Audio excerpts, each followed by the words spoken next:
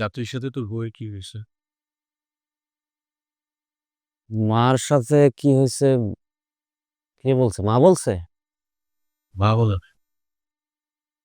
মেজু চাচা ফোন করে আমাকে বলল। আচ্ছা, চাচির সাথে তোর বউয়ের কি হয়েছে বল না, কি সমস্যা? তাহলে বাবার কাছেও খবরটা পৌঁছায় গেছে। আচ্ছা, মা কি চায় না যে আমি এই বাড়িতে থাকি? বুঝতে পারছি। আমি এই বাড়িতে আছি, এটাতে মা খুশি না।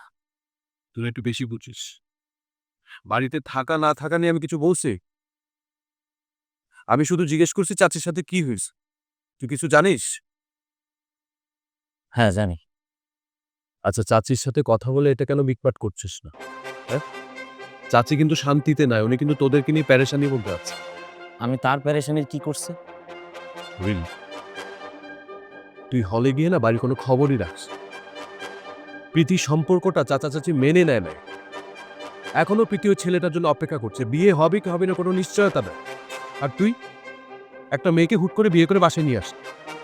আচ্ছা, do you have any sense? ঘরের প্রতি তোর কোনো দায়িত্ববোধ আছে? থাকলে তো এটা তুই করতেই পারত। বড় বোনের বিয়ে হয় আর তুই নিজে বিয়ে করে বসে আছিস। তুই প্রীতির বিষয়টা একটু বুঝবি না?